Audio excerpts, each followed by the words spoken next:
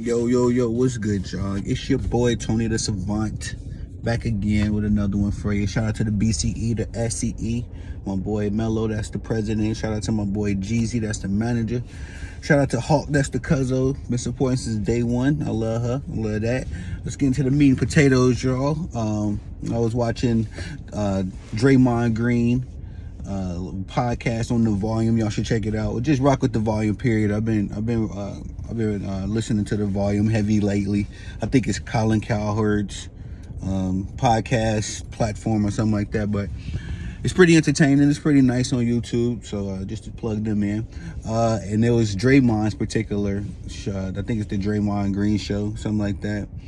Draymond did a great job, man. You know, I like Draymond as a media dude. He do be saying some crazy stuff from time to time. I don't necessarily care for the relationship, the friendship, whatever he got with LeBron. That's kind of crazy to me. But other than that, Draymond is a cool dude, man. You know what I mean? Even when he's on the court doing his little antics and all that stuff, I don't really hold that against him. Simply because you need that kind of guy on your team. I like playing with dudes like that personally. You know what I mean? When I go to the rec and it's a rough, one of them dudes that be rough and scruffing. Like, I ain't gonna lie, I can do that too, but I'm more of a finesse shooter type player. But nah, man, I like when somebody else take up that mantle, because then I could just be the, the scorer, laid back dude. Like, hey, I'm saying, let the homie be the pit bull. But anyway, I've always had an appreciation for Draymond's game and his approach to the game. But I'm really, even more so than that, I like him as a media dude. So shout out to Draymond and the Draymond Green show. He had Trae Young on there, bro, and this was a very interesting segment, interview session. Trae Young he's just one of them dudes to me, man. He just kind of I think the media got to me. I ain't gonna lie. That's what I'm really trying to deny. The media got to me about Trae Young, man. You know what I'm saying? The media portray him as this coach killer, as this, diva and all this kind of stuff. And really, and what I'm gonna do is I'm shooting Trae Young bill, because sometimes us media dudes be on the nail with it. Even the mainstream guys, sometimes they be right. You know what I mean? And these athletes will still be in denial. If you need an example, Kevin Durant. I mean, like, if you didn't know Kevin Durant, if you didn't know Kevin Durant, his relationship with the media, then you would listen to Kevin Durant and be like, oh man, you know what I'm saying, woe is him. You know what I'm saying? Somebody pat this dude on the back. If you didn't know Kevin Durant, so you just introducing your girl to him or something, you just, you know what I mean? She'd probably feel bad for him, because how Kevin Durant be explaining it like, oh, y'all media dudes be all against me, but bro, we be right. We be right. That's the crazy thing about Kevin Durant, bro. This dude's the wildest. He's crazy. So I ain't gonna lie. You know what I mean? Sometimes, and in that example alone, I'm gonna say the media be right, and the media was right about Kevin Durant long before I even accepted it. Because I used to think Kevin Durant was, on par with Michael Jordan. Larry. I thought he was a killer. You know what I mean, when he first came into the league, but time tells the truth. So nonetheless, that's just an example of when the media is right about a player, even when the player is in denial. Trae Young he's kind of like the opposite case to me, because Trae Young come off like as this dude just kind of laid back. Trae Young, he big up his dad a lot. And I say this, this is something I identify. The athletes that big up their dads, the Kyrie Irvings, the Lonzo Balls, they get kind of, kind of vilified in the light, in a way. And I don't know if it's just because, these dudes are legitimately just hard-head divas. Like, I know Kyrie a hard-head diva to an extent, and that's one of my favorite players, you know what I'm saying? But, and I know my boy. I know how he is, you know what I'm saying? Whatever. But they get kind of vilified, you know what I'm saying? And it's like, I feel like Trae Young is in that same, that same wave, because he don't really come off as a dude that just be starting a bunch of ruckus. And how the interview went, it was like Draymond was explaining to him, like, bro, the media say this woo about you and all this, and Trae was just explaining it to him, like, bro, when they say I'm a villain, you know what I mean, it's just because dudes be talking crazy to me, and then I gotta talk crazy back. You know what I'm saying? Because Trae Young do got that chip on his shoulder. You know what I mean? He's always been. Since his days at Oklahoma, you know what I mean? Everybody's always said he was a quote-unquote undersized guard, but I've always thought he was elite, you know what I mean? Ice Trae, I remember the boy, you know what I'm saying? Anyway, that's what he was saying, he just got a chip on his shoulder, you know what I mean? Like, and Draymond pointed this out, but he was saying that the series with the Knicks is where he felt like Trae Young really got that villain title for, you know what I'm saying, because he was out there hitting shots, you know what I mean, being a showman, you know, bowing, talking crazy to their fans. But, you know, Draymond did shoot him some bail because he was like, New York fans are delusional. And I've always felt that way, you know what I mean, since way back in the gap. Like, since I've really been, the Knicks fan base really got on my radar back in the Jordan days when Patrick Ewing was there and all that kind of stuff. And you would just hear how the Knicks fans talk like, they're wild people. But you know what I mean? I understand because they fan base is so rich in history. That's how it is. I mean, to an extent, that's how Chicago fan base is. Chicago right now is #1 in attendance, and we ain't won nothing since Jordan retired. So, anyway, Trae was just saying he got that chip on his shoulder, and then that's why he played the way he do. And then the media, you know, they run with it. They say he the bad guy, but it's like self-defense, really. And I'm like, true. I understand. I've been there before. You know, some people just don't know how to, when you so sure of yourself, you know what I mean? Some people don't know how to take you, bro. And that's the weird part about this world, this realm, you know what I mean? Like, you just being yourself, you know what I mean? For the better part, just smooth, laid back, cordial. You trying to, you know, make sure you ain't starting ruffling no feathers. And then it's just certain other people in the room that just get bothered by that. Like they just can't stand that you so cool and you not bothered by nothing. You know what I'm saying? But I feel like once I was listening to Trae Young explain, you know, his situation from his mouth, it's like I get a totally different vibe from what the media be saying about him. Because the media say he a coach killer. I don't feel like he a coach killer because how he was saying it, like each one of his coaches, you know what I mean? Unfortunately, it didn't work out for him, but he never wanted none of them to get fired. You know what I mean? It was just like that's how it happened because, you know, whatever happened with the team.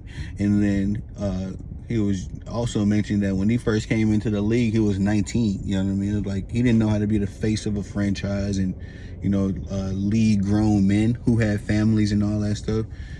And he bigged up Jeremy Lin. You know what I mean? He said that he said that Jeremy Lin lived through Linsanity and kind of told him, like, you know, how to move in the media. And he was just saying he was thankful for that, you know, because, you know, Linsanity was one of the vets that showed him how to move in the media. And I thought that was cool because I forget that Jeremy Lin was even on any other teams other than, you know, Kobe's Lakers and Carmelo's Knicks. I forget that Jeremy Lin, you know, moved around in the league for a minute. But, you know, other than that, like I say, the media just be saying crazy stuff about some of these dudes. And also another dude I feel like get a bad rap in the media is Russell Westbrook. So me listening to this interview and big up, like I say, shout out to Draymond because Draymond did a great job asking the questions. Also, Draymond asked him about the Luka comparisons. And I ain't like how Draymond, you know, he kind of set up this little preset. It was kind of like cringy to me, you know. He was asking the crowd, trying to get the crowd on his side and all that. But he did make a mention of how the media is easier on international players than they are American players. And I say to that, bro, this is what I say to that. I think that these athletes over here be spoiled and just really not wanting to take accountability. I didn't take, you know, this is the one part of the interview that I rock with Draymond. I appreciate it. But like I say, sometimes he be saying bugged out stuff because at the end of the day, he's still a player. He's still, you know, he's still rocking with the players' agenda, you know, and we all know these players' agendas, man, they trying to get all the glory and not really play a bunch of games and, you know, load manage all that. I won't put that on Draymond.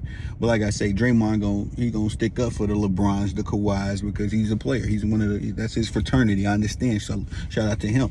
But I don't like when they be saying like the media is easy on the international dudes and not easier on the American dudes because one, bro, when the international dudes come in, they quiet. They don't be trying to come in and be like the franchise players and all that kind of stuff. When Giannis came into the league, he was quiet. When Joker came into the league, he was quiet, and they worked their way up to the top. You know what I mean? Like, respectfully. You know what I'm saying? I was one of them dudes that sat back on Giannis and Joker. Y'all know where I stand. Like, I'm a savant, bro. I ain't gonna just jump out the window and just say somebody a bust or nothing like that. But I watch Giannis's and Joker's progression, and as they got better, my opinion on them got better. But I also say I still got to see you win it, and they both won one, yeah, at least one. So that certifies you in my book. And at that matter, these American dudes. Now, if you want to be frank, it's not just. You can't just say like the American dudes are all at fault. It's a lot of the media's fault because they just instantly put a bunch of pressure on these kids. You know what I mean? Like, they put a lot of pressure on LeBron. They put a lot of pressure on this Victor Wembanyama kid. They put a lot of pressure on you, period. But the thing about the American players, man, is that y'all get the best. Okay, if you don't get the best training, that's on you. But I'm thinking of it like this. The training facilities, the upbringing, the AAUs, all that stuff, the amount of money that goes into training these kids nowadays and kids sports, bro, I know because I didn't coach kids sports. I know how crazy the money can get. I'm gonna say it like this: when I was coaching, the money wasn't crazy, but since I've gotten out of the game, I've heard how a cats be getting money. These jerseys nice, fam, especially when you win, especially when you're a winning team, whatever the case. But anyway, these guys come up in elite programs. They come up with the best of the best training. Now, and unless Giannis is getting the best, something going on in Greece we don't know about, you know what I'm saying? Like, they getting the best training over there, or Serbia, all of a sudden got a more elite program than we do. I will say, like, their Euro leagues are better than our colleges. You know what I mean? As far as getting prepared for a grown man game. The college kids in the NBA, man, hardly any of them know how to play fundamental basketball. You know what I mean? And they come into the league, like the top few picks didn't even come out of college this last draft, I think. So it's getting more and more like that. You know what I'm saying? If nothing else, so. You know what I mean? But at the end of the day, these American players come up in elite programs. They come up with all of the facilities to train in, and it's just, they spoil, man. You know what I'm saying? By the time they get to the NBA, they so rotten and so spoiled that they don't even want to acknowledge it. You know what I'm saying? Maybe when it was in kids, high school, college, you know, they felt a little guilty about it. But especially you get one of them big checks and one of them big contracts, ain't no going back after that. Like, these dudes off the cliff. But anyway, Draymond said that. I just don't agree with that. You know what I mean? That's like one of the hot takes, I guess. That's really something like I only hear from the players. I only hear them say that. But like I said, y'all come up in their most elite programs, you're supposed to get judged harder, fam. Like, these dudes coming up overseas ain't coming up, you know what I mean, with AAUs and $1 million coach. You know what I'm saying? Like, come on, dude. We know what's going on. I know, I mean, maybe they can fool the average, but I know what goes on for the most part behind the scenes in the sports world. And, I mean, it ain't all pretty, it ain't all cute, but it's the matter of the fact, it is what it is. These kids getting it. They getting it. They getting good training. And they getting the best of the best treatment. Staying in 5-star hotels. I'm talking about kids, bro. Like, so. Anyway, that's beside the point. The interview, you know, that's the only one. But Draymond did do the whole comparison thing with Luka and Trae. He made some mentions that, you know, they both then took their team to the conference finals. They both then did this, that, and the third, and all that. And, you know, he was just really mentioning how the media covers both of them. But I think respectfully, they both get the same amount of coverage, not just because they was in the same draft and got traded and all that stuff, but it's just they two of the elite guards right now. You know what I mean? They the D Rose, Steph, Russell Westbrook are now. You know what I mean? All our guys, you know what I mean? I came up with Steph, but you know, Bam about to be 36, so.